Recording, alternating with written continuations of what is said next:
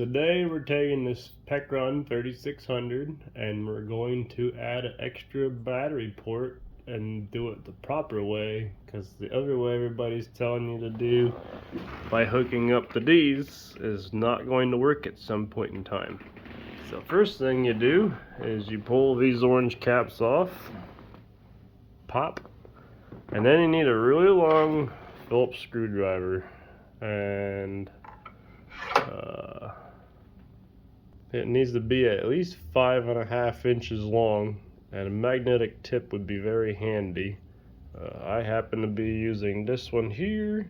It is a Renai screwdriver, so I use this to fix Renai water heaters. But anyhow, this is what we do. So you pop out this screw, that screw, that screw, that screw, and then all the way around, and we'll be. So after you get done pulling these great big long bolts out, you don't need to do the two middle ones on the front because they only go right here, but then you need to do all the other ones, and I don't think you have to do the two center ones in the back either, so really just the four corners. Then it's time to flip it over. Then there's rubber caps on all next to these handles. Pull them out. Then you get an Allen wrench, and that has these great big bolts coming down from out of here. And then there's an Allen screw here, an Allen screw here, and then after you pull all that off, then the top comes off. Then you unhook the QI charger out of here. And then that has access to the inverter top, so then you need to undo all 6 of these screws,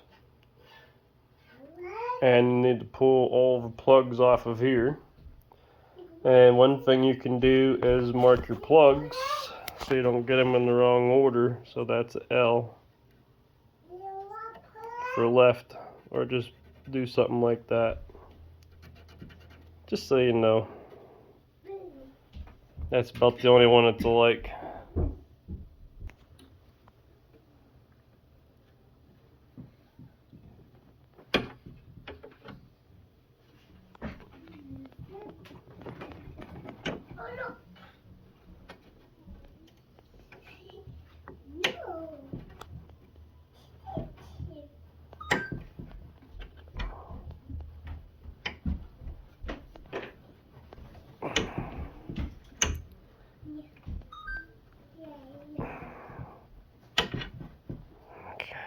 And then it's time to undo the screw. After you get the screws loose, and you just grab a hold of the side, and it is glued a little bit. And you just pull that inverter right off and set it to the side. So then the next thing you want to do is come over here to the side and pull this one out of the way. That gives you more room to get to the negative terminal. And you can literally just set it completely to the side. So now you can get to the negative terminal. The positive terminal is a little hard to get to, so then I pull this plate off here, so you gotta take off all these screws here, and we'll be right back. Then we come in, clip the zip tie. That's just for the fan wires. And then we pull this up.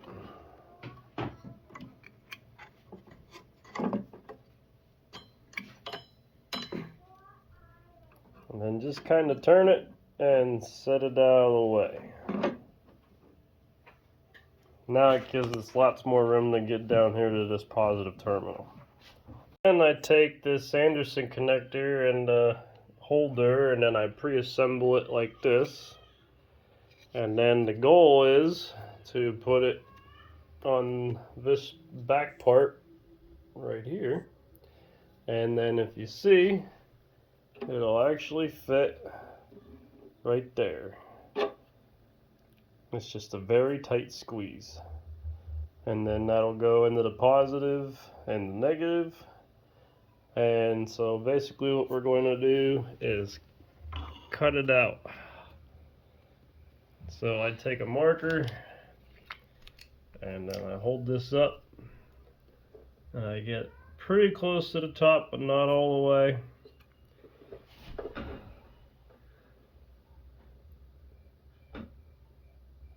And then I trace it.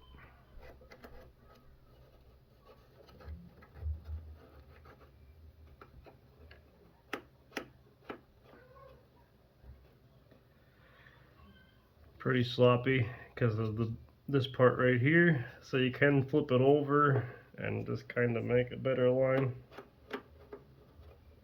You can be a little bit sloppy because this is pretty big, it'll cover a lot, but try and get it fairly close. Then you can use whatever tool you want. Try not to have much shavings. So if you use an oscillator tool like this guy here, you can go real slow on the slowest speed and then just kind of carve it out.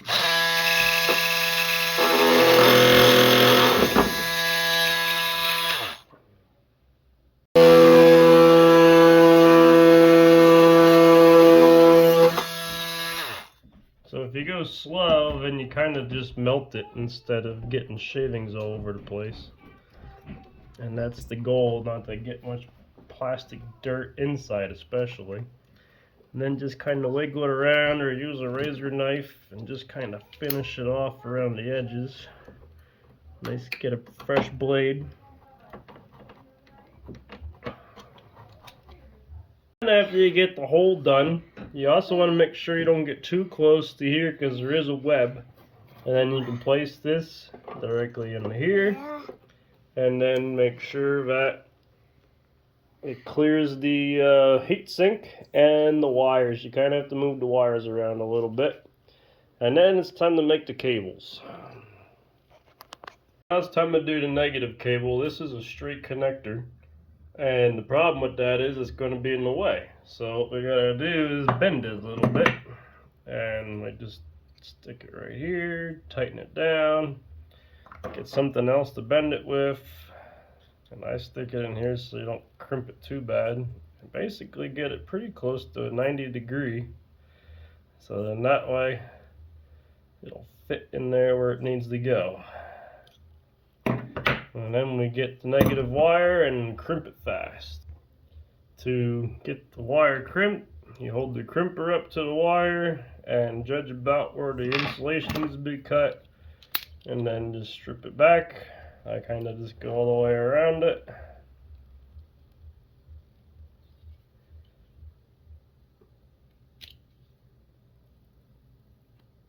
For this one, I'm using 4-gauge wire, which is a little bit overkill.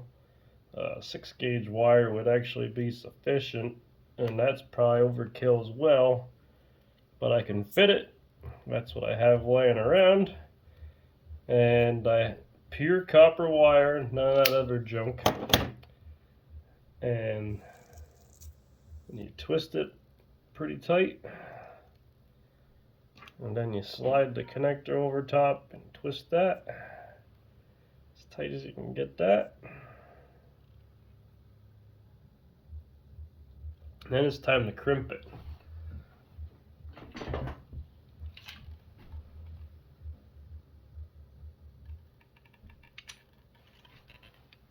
So this here's your wire crimper. Spread the dies apart. And then sneak it in there. And then you crimp her down.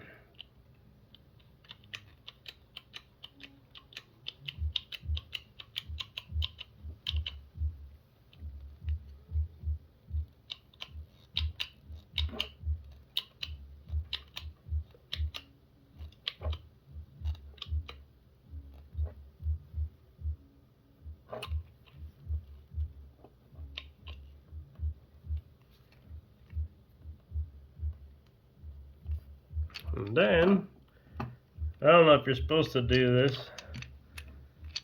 but it kind of leaves an edge on two sides from the crimper, and it's hard to see in the video there.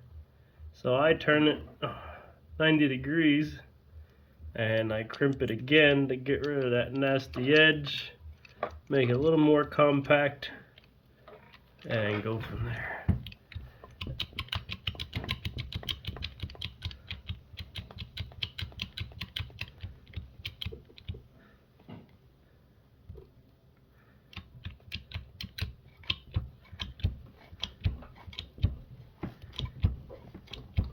And it don't gotta be super tight, but at least then it gets rid of that nasty edge.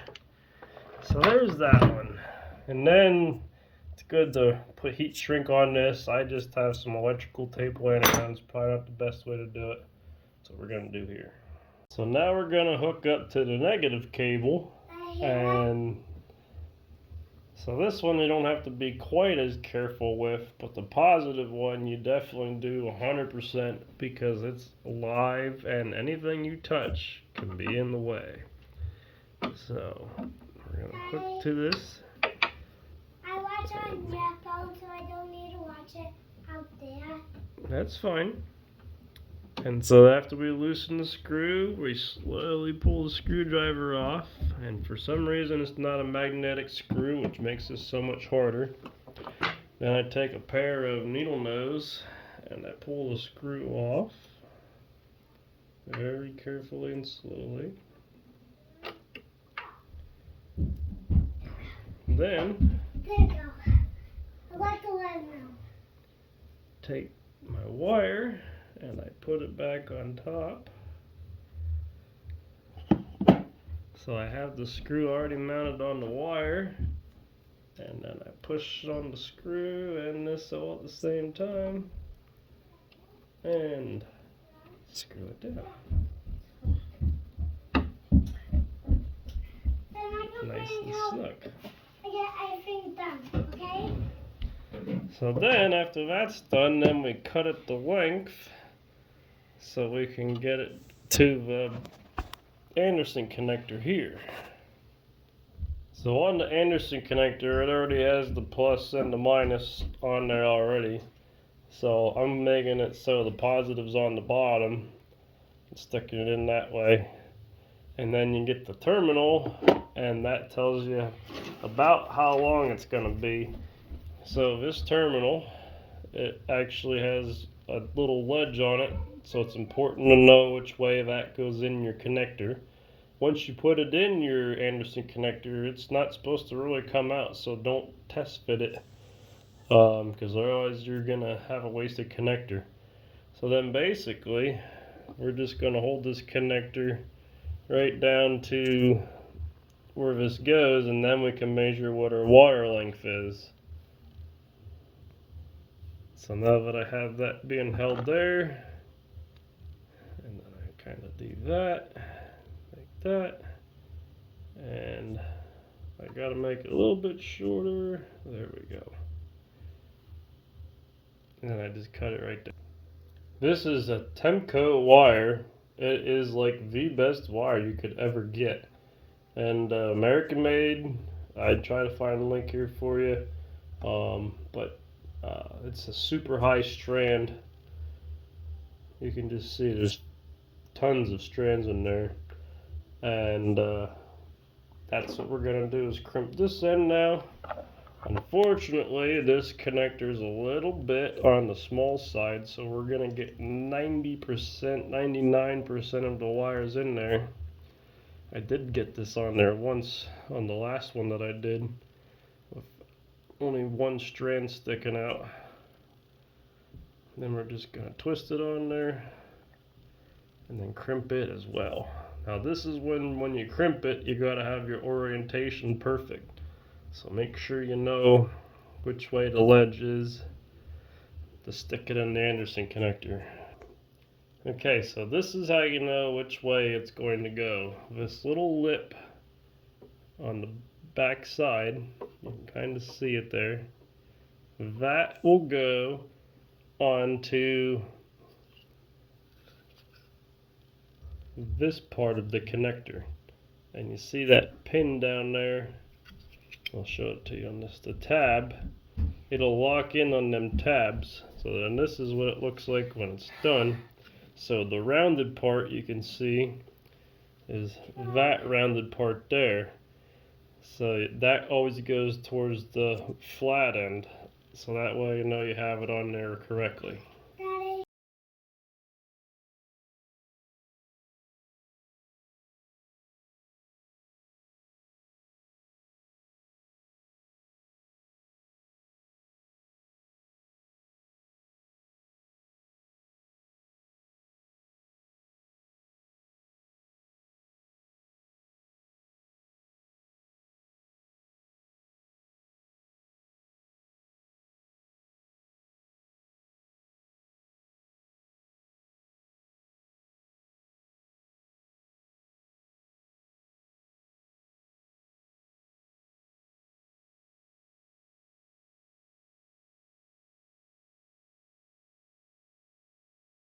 Okay, so now the main thing is this power station is supposed to be totally disabled when you go to do this.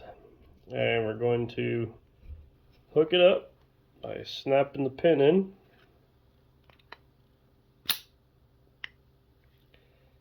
And then we're going to slide it through. And the reason why we hooked that end up first is because this is a live end and we only want one exposed end.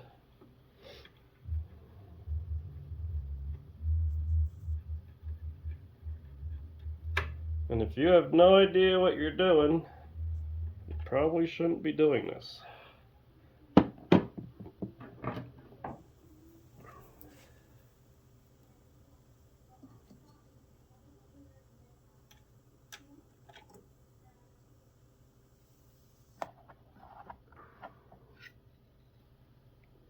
Drop that screw back into the connector.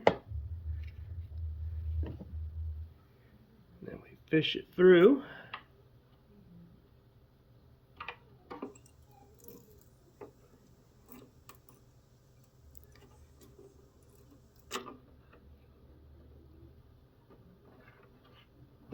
And that's not good. I might have made it just a hair too short.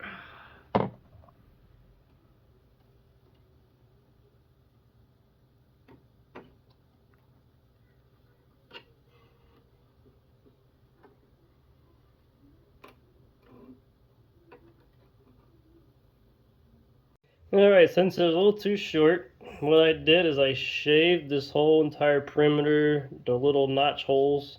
So that's what it did look like. And now this is what it does look like. Desperate times call for desperate measures. That's the only connector I have left, and the wife says she wants her dining room table back so she can do laundry when she gets back from grocery shopping. So here we go.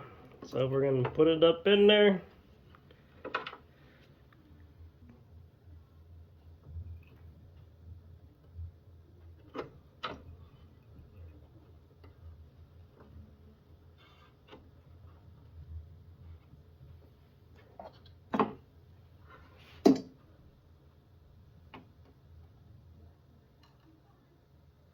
Make sure you don't touch anything else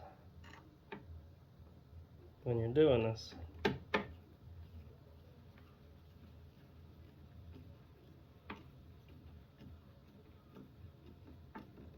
I even had a little bit of a shock because the thing was disconnected longer than the last one. Scared me just a little bit. Alright.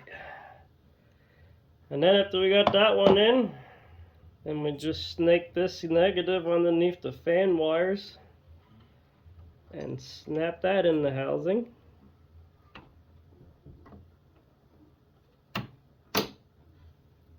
And we're good to go. Time to put it all back together. Make sure everything's tucked away nice and neat.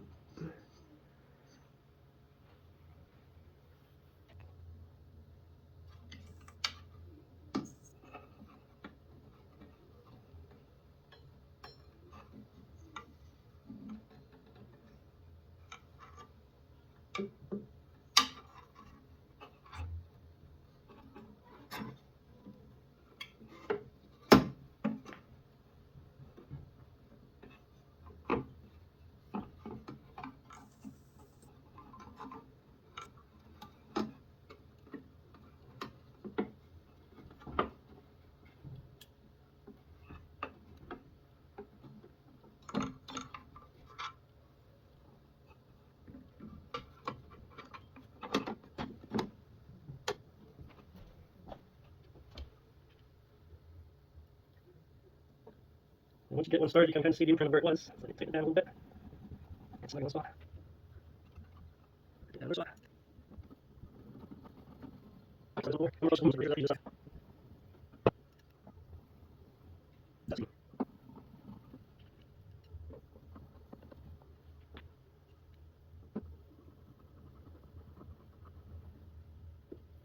And then it's time to put the inverter back.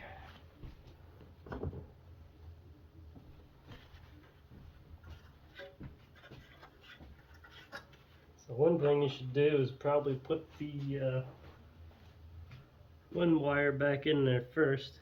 This is a male on one end, a female on the other, so don't worry about screwing that part up. Unless you can't tell the difference of that nowadays. And then, pull your wires up, get them out of the way, get it close, and then start plugging them in.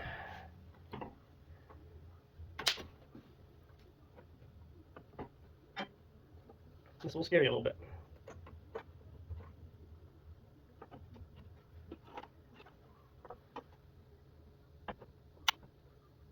This is the reason why I marked this one. Is this. Have it in there. Let's settle it down. You want it to down there a little bit.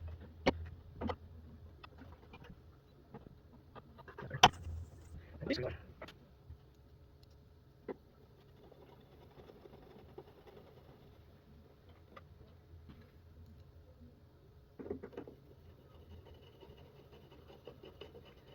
and then after you have the 6 inverter screws put on, then it's time to put the top back on. You just gotta plug in the QI charger. I wish my phone would still work, because I used to use that all the time.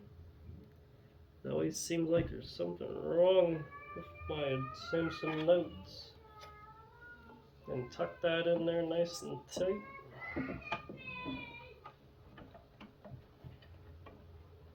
On down we go. Okay, so then you pull these handles out of the way first and put the screws in for the handle. They're just Allen screws. They're just little Allen screws.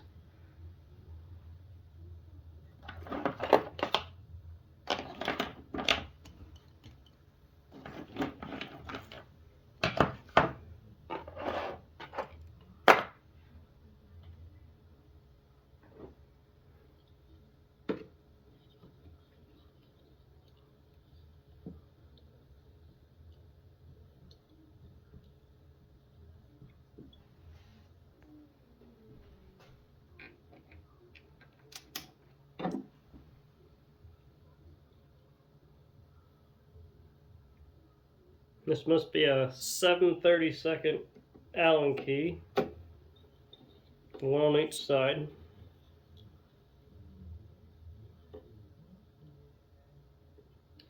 Then you put the handles in.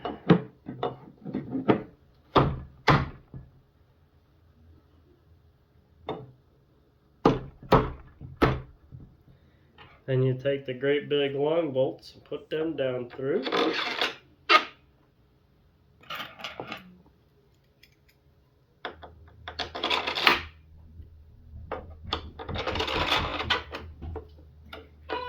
Hi Nev, you want to sing everybody a song while we're on the camera? Sure. On this side or that side? On this side. And this here would be a 9/64.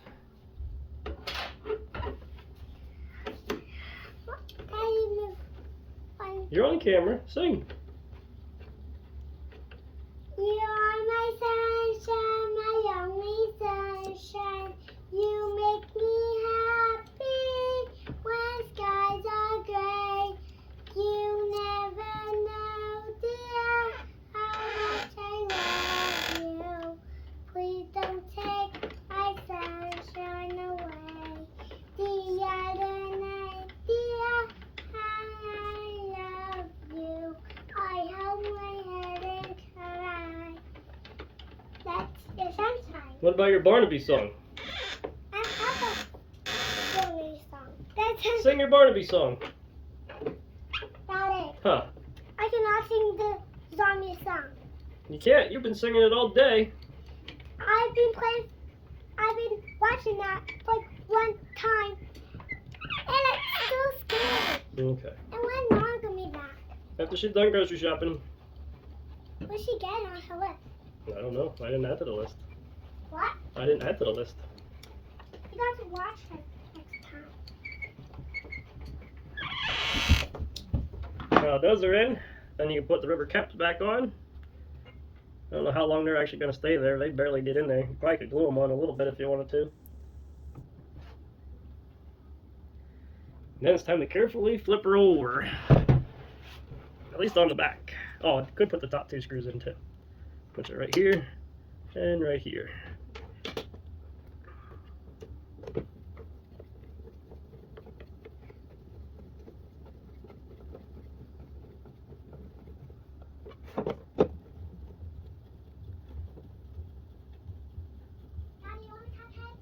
Well, thank you. And then there's 2 rubber caps that go there.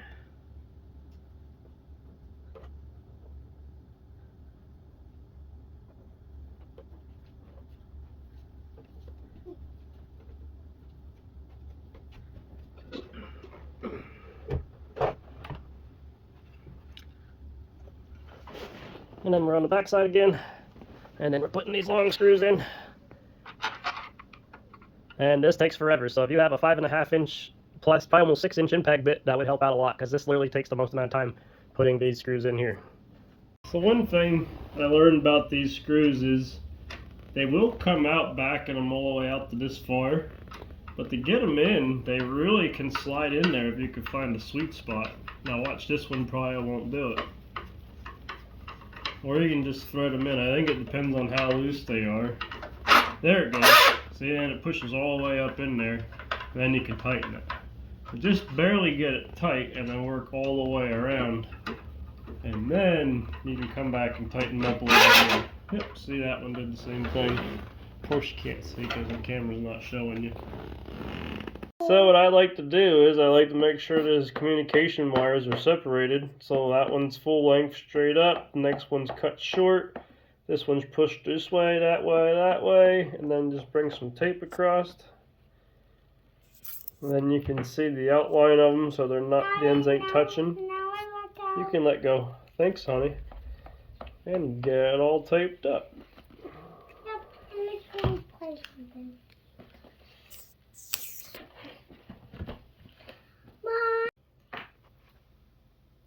So here is the 3600 with an Eden Pure heater being powered.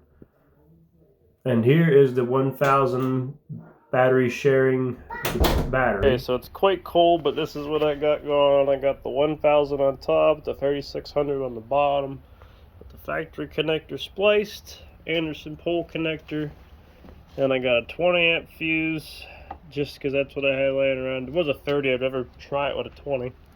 And then here I spliced in and then have a remaining XT90 because it kind of came with it, and it fit in the terminals of the Anderson connector a lot better too.